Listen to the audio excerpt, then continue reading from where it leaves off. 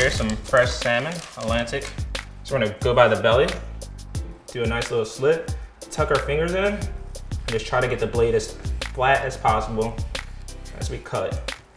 Just keep cutting, get the blade flat. And once you get to this point where it's all the way parallel onto the cutting board, it's just a breeze walk now at that point. Just hold tight on the skin, just guide the knife all the way through until you get to that end part.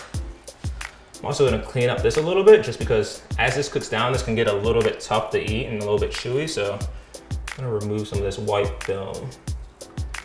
They call this silver skin when it comes to beef products. You can think of it very similar to the silver skin. So we cut right here, you can get like a perfect restaurant style, entree style filet that's sure like to impress all of your guests, anybody you have coming over.